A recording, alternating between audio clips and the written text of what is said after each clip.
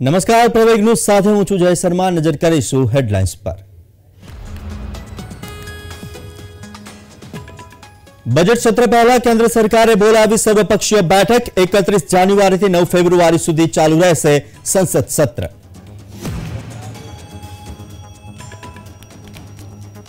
મહાત્મા ગાંધીની આજે 76મી પુણ્યતિથિ. પીએમ મોદી, રાષ્ટ્રપતિ દ્રૌપદી મુર્મુ ઉપરાંત જેપી નડ્ડા સહિત નેતાઓએ પાઠવ્યા શ્રદ્ધાસુમન.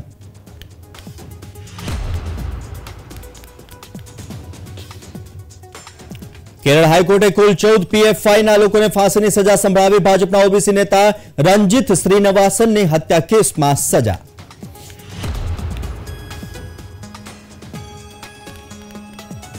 भारतीय नौकादळનું 24 કલાકમાં વધુ એક ઓપરેશન. 19 પાકિસ્તાનીઓને ચાંચિયાઓની ચુંગાલમાંથી બચાવ્યા.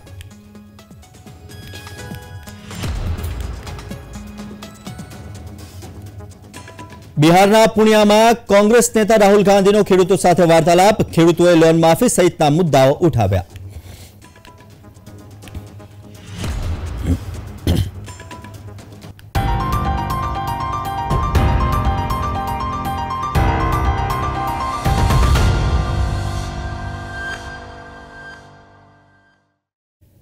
तो संसदना बजेट सत्र पहला सरकार द्वारा सर्वपक्षीय बैठक बोलाववामां आवी, जेमां मंगळवारे विविध पक्षोना फ्लोर लीडरोए हाजरी आपी हती.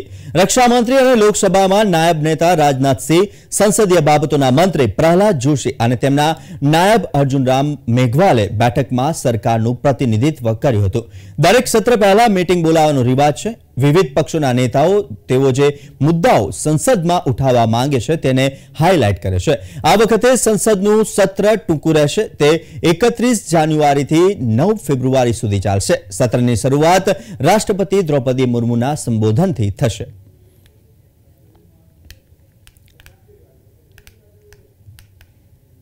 केंद्रीय नाणामंत्री निर्मला सीतारामन 1 फेब्रुआरीना वचगाळानुं बजेट रजू करशे. त्यारे अलग अलग उद्योगकारो बजेटने लईने पोतानी आशा व्यक्त करी रह्या छे. विश्वभरमां मशहूर काश्मीर कागळ उद्योग द्वारा माल पर सब्सिडी देवानी मांग कराई छे. तो वेपारीओनुं कहेवुं छे के सरकारना पेपर मेशी उद्योगमां नवी जान फूके ते माटे केटलाक मोटा पगलां लेवा जोईए. मतलब हम चाहते हैं कि इसका रॉ मटेरियल है, इसका जो कलर्स जो आते हैं, इसके लिए हम बजट में इसमें मतलब कोई मतलब टैक्स न चढ़े, ये बिला टैक्स हो जाए. और फिलहाल में जो पेपर माशी हम करते हैं इसमें चढ़ते हैं कि हमें जीएसटी जिसको हम देते हैं, जिसकी जीएसटी चढ़ते हैं 5%. अगर मेहरबानी हो जाएगी गवर्नमेंट से, हम भाई अपील करते हैं कि अगर जीएसटी हमको इससे कट जाएगा, इसमें छूट जाएगा इस जीएसटी से, तो बहुत मेहरबानी हो. GST is something that is really bothering us because as I said earlier, this is a dying art and we do not make much profit out of it. On top of that, if we get a GST, we have to pay the GST as well, so it's not really helping us. So what we really want from the government is that if the GST, I'm not saying it may be waived off, but if we can get a certain discount on it, and which will help us, and which will also convince more and more people of Kashmir to get into this art and revive it again. तो भारतમાં સૌથી મોટી ધાર્મિક લઘુમતી મુસ્લિમો આગામી વચગાળાના કેન્દ્રીય બજેટમાં આશાઓ વ્યક્ત કરી રહ્યા છે. તેઓ સમુદાયના કલ્યાણ માટે ભંડોળની ફાળવણીમાં વધારાની આશા રાખે છે. ગયા વર્ષના બજેટમાં લઘુમતી બાબતોના મંત્રાલય માટે ફાળવણીમાં 38% ઘટાડો કરવામાં આવ્યો હતો. સમુદાયના નેતાઓ આ વર્ષે વધુ સારો પ્રતિસાદ મેળવવાની આશા રાખે છે. अगर ये सरकार आए या ये बजट जो आखिरी पेश करने जा रहे हैं, इसमें कहीं ना कहीं मुसलमानों के लिए जो इनका एक नारा है सबका साथ सबका विकास और सबका विश्वास, अगर मुसलमानों का विश्वास और मुसलमानों का विकास चाहते हैं तो इस बजट में ये कुछ ऐसा लेकर आए जिससे कहीं ना कहीं मुसलमान इनसे जुड़ने की कोशिश करें और मुसलमान पार्टी के साथ आने की कोशिश करें. देखिए, बजट तो हर साल आता ही है, लेकिन चूंकि चुनावी साल है तो मैं इसमें गवर्नमेंट से अपेक्षा करता हूं कि इस बार का बजट कुछ इस तरीके का हो जिससे माइनॉरिटी का भला हो.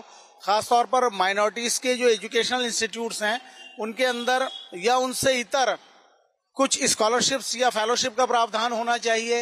नए माइनॉरिटीज के इंस्टीट्यूशन खुलने चाहिए और खास तौर पर माइनॉरिटीज के पास एक स्किल होता है जो कि अगर हिंदुस्तान के लिए एक योजनाबद्ध तरीके से उस पर हम अमली जामा पहनाएं तो उससे हिंदुस्तान का बहुत ज्यादा भला हो सकता है।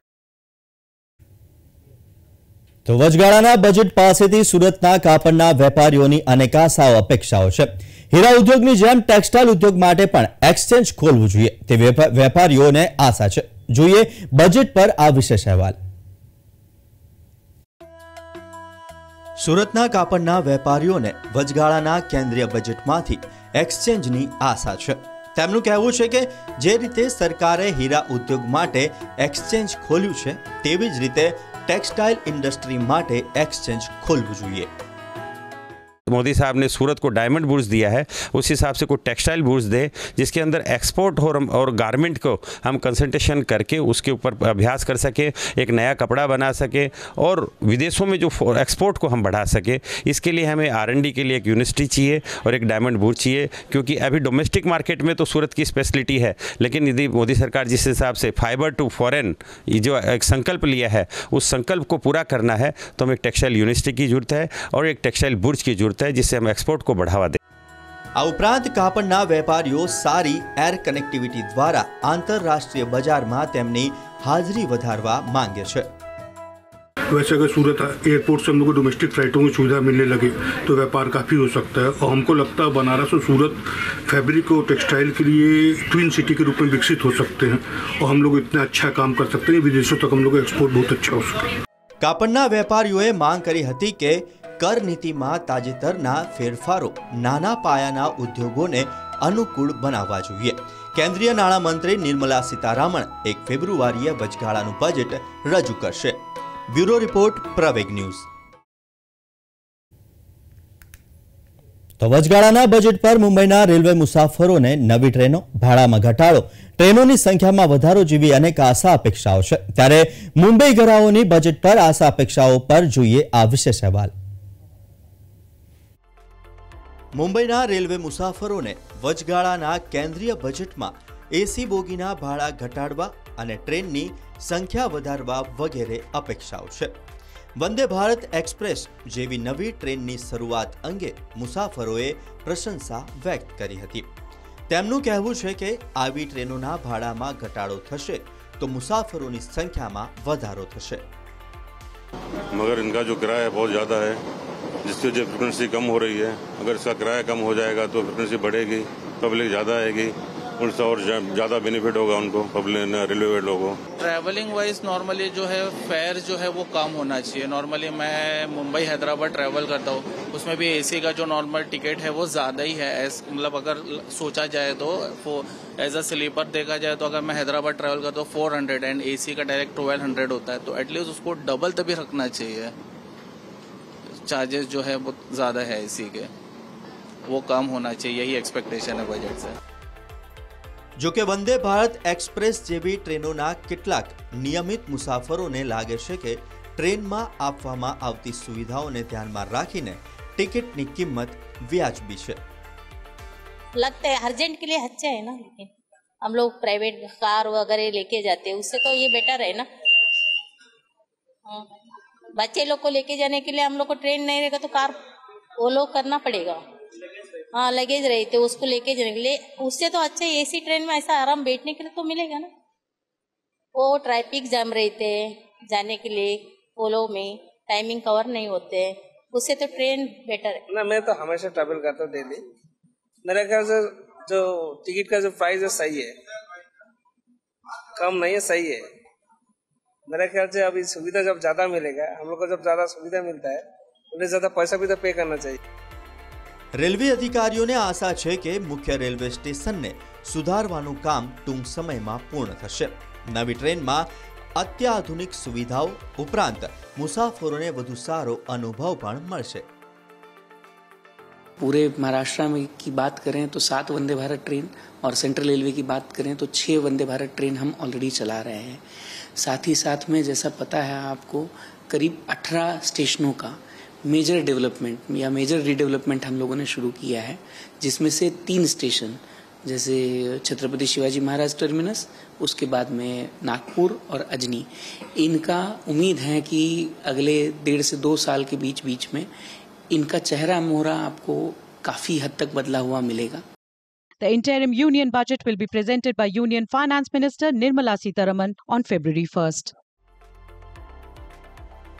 આ મુંબઈગરોએ 1 ફેબ્રુઆરીએ રજૂ થનારા વચગાળાના બજેટને લઈને અનેક આશા અને અપેક્ષા સેવી રહ્યા છે। બ્યુરો રિપોર્ટ પ્રવેગ ન્યૂઝ।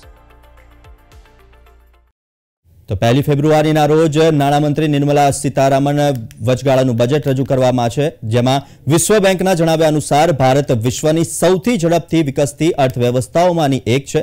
નિષ્ણાંતો માને છે કે વચગાળાનું બજેટ હોવાને કારણે મૂડી ખર્ચનો અંદાજ પાછલા વર્ષો કરતા ઓછો હશે। ગયા વર્ષે ખાદ્ય ફુગાવાને કાબૂમાં લેવા માટે ચોખા, ઘઉં અને ખાંડની નિકાસ પર પ્રતિબંધ લાદવામાં આવ્યો હતો। Although this budget is an interim one, it's a vote on account, but I have no doubt that government will continue to focus on infrastructure development. The capex may be less because this is an interim budget. We can see more on capex in the July budget when the government is back in power or when the new parliament is formed.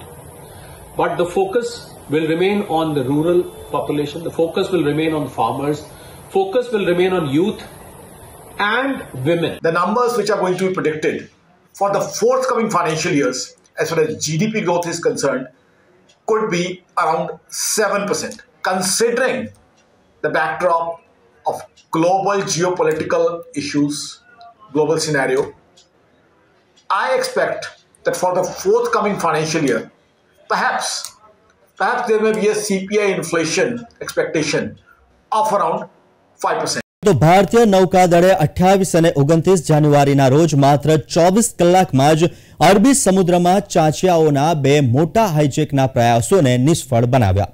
સંરક્ષણ અધિકારીઓના જણાવ્યા અનુસાર ભારતીય નૌકાદળના યુદ્ધ જહાજ INS સુમિત્રાએ રવિવારે ઈરાની જહાજ FV ઇમાનને બચાવ્યા બાદ અન્ય એક ઓપરેશનમાં જહાજ અલ નૈમીને સોમાલિયન ચાંચિયાઓની ચુંગાલમાંથી બચાવી લીધું હતું। આ ઓપરેશનમાં ભારતીય મરીન કમાન્ડોએ પણ ભાગ લીધો હોવાના અહેવાલ છે।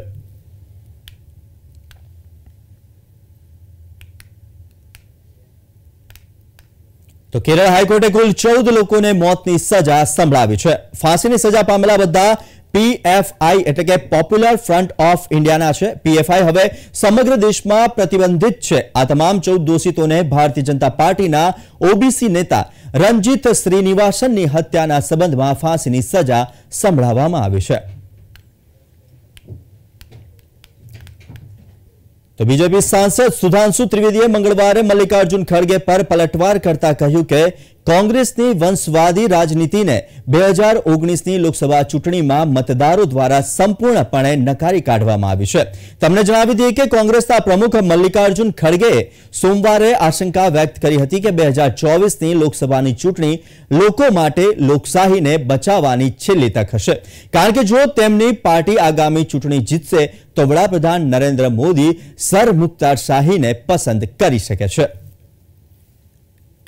So whatever Sri Khadge ji is saying, its real meaning is that those dynastic politics under the garb of democracy, which is continuing, which has been totally discarded by voter in the last election, now seems towards an eclipse, and the true emergence of true democracy is there in the offing, जिसमें भारत के सभी युवा और सभी मतदाता, जो प्रधानमंत्री जी ने कहा है, भारत का गरीब, भारत का किसान, भारत की महिला और भारत का युवा अपनी शक्ति के साथ उभर कर सामने आ रहा है।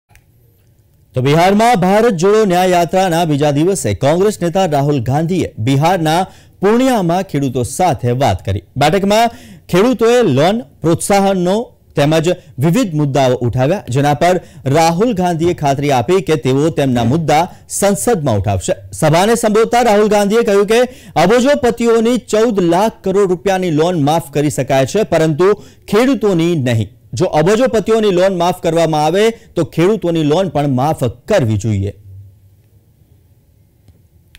अजीब सी बात है, मगर अरबपतियों के 14 लाख करोड़ रुपए कर्जा माफ हो सकता है, मालिया का कर्जा माफ हो सकता है, अदानी का हो सकता है, इन सब का हो सकता है, मगर किसानों का कर्जा माफ नहीं हो सकता। आपने क्या गलती की है? ठीक है, अगर किसी का माफ नहीं करना, अगर किसान का कर्जा माफ नहीं करना, तो फिर उनका भी नहीं होना चाहिए। यह अन्याय क्यों हो रहा है कि उनका 14 लाख करोड़ माफ हो रहा है और जब आप आते हो, आप कहते हो भैया हमारा भी कर दो, सरकार आपसे कहती है हम तुम्हारा नहीं करेंगे। तो न्याय होना चाहिए, अगर उनका हो रहा है तो फिर इनका भी हो, और अगर इनका नहीं हो रहा तो फिर उनका ना हो। किसानों को चारों ओर से घेरा जा रहा है, आपकी जमीन छीनी जा रही है, आपसे जमीन ली जाती है, अदानी जी जैसे बड़े बड़े उद्योगपतियों को फ्री में तोहफे जैसे गिफ्ट में दी जाती है। ये जो आपने सवाल उठाया है, मैं इसके बारे में पार्लियामेंट में बोलूंगा और मैं आपको गारंटी देता हूं जैसे ही हमारी सरकार आएगी हम कानून को यहां लागू कर देंगे। મહાત્મા ગાંધીજીની આજે 76મી પુણ્યતિથિ। રાષ્ટ્રપતિ દ્રૌપદી મુર્મુ, વડાપ્રધાન નરેન્દ્ર મોદી, રાષ્ટ્રીય અધ્યક્ષ જેપી નડ્ડા તથા ઉપરાષ્ટ્રપતિ જગદીપ ધનખરે શ્રદ્ધાસુમન પાઠવ્યા। બાપુએ પોતાના જીવનમાં અપનાવેલા આદર્શોને સમગ્ર વિશ્વમાં સ્વીકારવામાં આવે છે અને દરેક દેશમાં તેમના અનુયાયીઓ છે। તેમના અહિંસક વિચારો અને કાર્યોએ સમગ્ર વિશ્વની વિચારસરણી બદલી નાખી। વિશ્વના 100થી વધુ દેશોમાં મહાત્મા ગાંધીજીની પ્રતિમાઓ સ્થાપિત છે। તો દર વર્ષે દેશ 30 જાન્યુઆરીએ મહાત્મા ગાંધીની પુણ્યતિથિ તરીકે ઉજવવામાં આવે છે। તેમજ બાપુની પુણ્યતિથિને દર વર્ષે શહીદ દિવસ તરીકે પણ ઉજવવામાં આવે છે। તો રાષ્ટ્રીય પિતા મહાત્મા ગાંધીની પુણ્યતિથિ પર ઉત્તર પ્રદેશના મુખ્યમંત્રી યોગી આદિત્યનાથ અને નાયબ મુખ્યમંત્રી બ્રિજેશ પાઠકે મંગળવારે લખનૌમાં તેમને પુષ્પાંજલિ અર્પણ કરી હતી।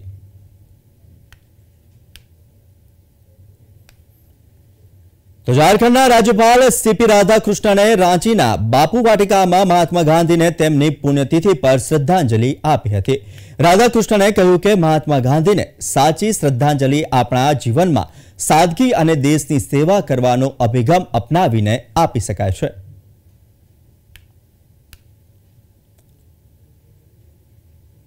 We pay our homage to the father of the nation, Mahatma Gandhi ji, who with the tool of non-violence removed the British colonial Raj from Mother Bharat. We all have great respect for his sacrifice. We learn a lot from his life. We want to adopt his simplicity in our life. We want to adopt his serving to the society in our life. That is the real homage we can pay to the father of the nation. તો ગુજરાતના travels, arts, food અને fashion ક્ષેત્રના કસબીઓ દ્વારા બનેલા ટાફે group દ્વારા નવતર અભિગમ સાથે કવિ સંમેલન યોજાઈ ગયું। મોજે દોસ્ત ગઝલ તારી સાથે મોજરે યુવા પેઢીને ગુજરાતી સાહિત્ય સાથે જોડવા માટે કાફેટેરિયા જેવા અનોખા સ્થળે કાર્યક્રમનું આયોજન કરવામાં આવ્યું હતું। અમદાવાદના સિંધુ ભવન રોડ ખાતે આવેલી ટી પોસ્ટના પ્રાંગણમાં આ મુશાયરો યોજાયો હતો।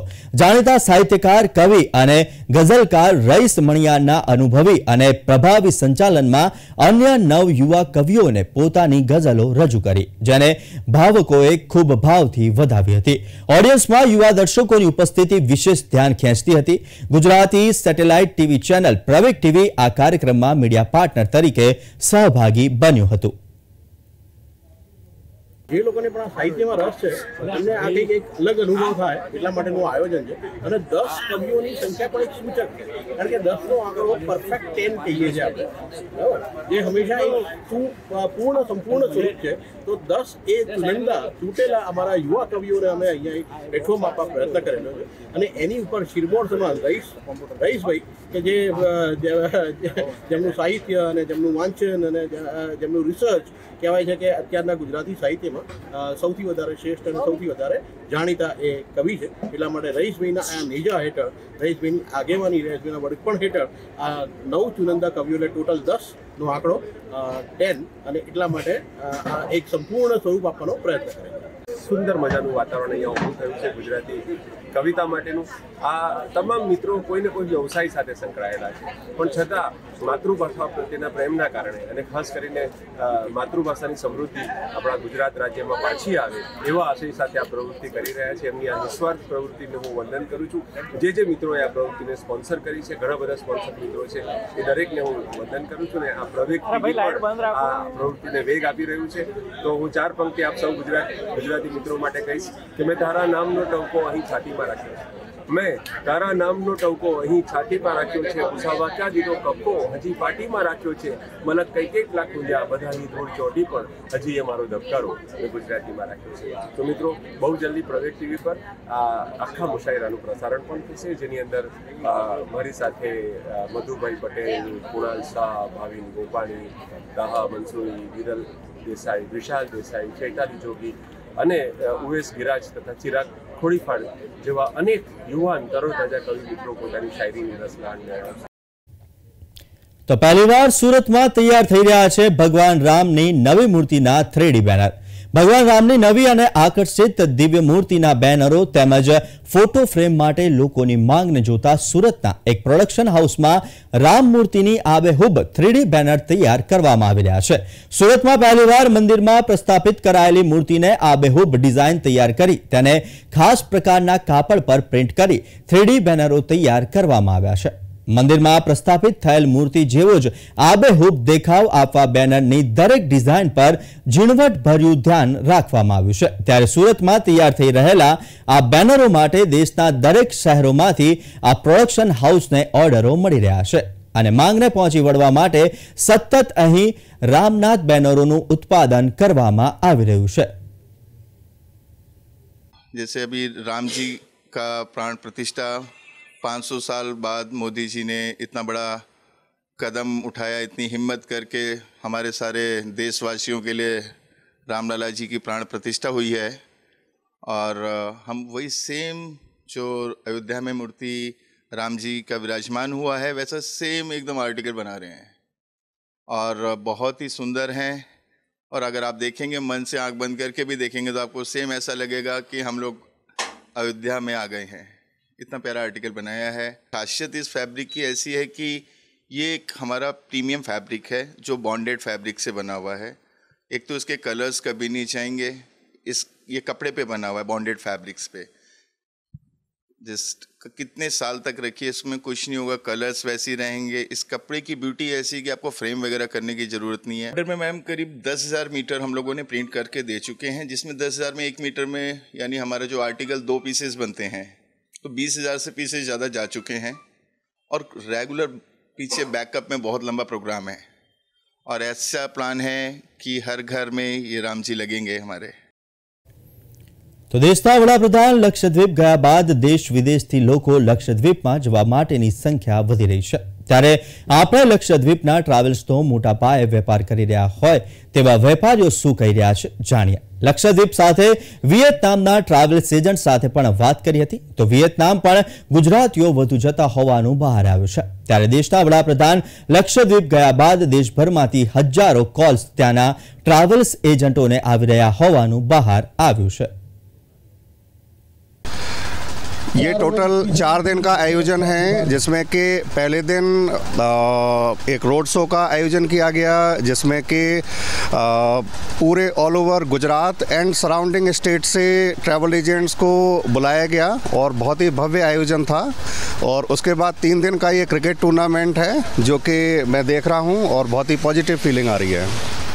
फ्रैंकली स्पीकिंग अगर मैं लक्षद्वीप की बात करूं तो आफ्टर दिस जो हमारे ऑनरेबल पीएम है उन्होंने जो प्रमोट किया है उस सेक्टर को, इतनी कॉल्स एंड इतनी क्वेरीज़ हैं सेक्टर को लेके. एंड सच बताएं तो लोगों को बहुत ज़्यादा अवेयरनेस नहीं थी लक्षद्वीप को, बट आफ्टर दिस प्रमोशंस जो अवेयरनेस मार्केट में हुई है एंड लोगों के जितने क्वेश्चंस हैं, जितनी कॉलिंग्स हैं, ट्रस्ट मी मतलब मैं बता नहीं सकती नंबर्स में कि क्या कॉलिंग है. एंड लोगों को इतनी क्यूरियोसिटी है लक्षद्वीप के बारे में जानने के लिए. एंड मुझे लगता है कि अभी नेक्स्ट अगर हम फ्यूचर की बात करें डेस्टिनेशन की, then of course Lakshadweep is the future. तो हाल समाचार में बस आटલું જ. મને આપશો રજા. नमस्कार.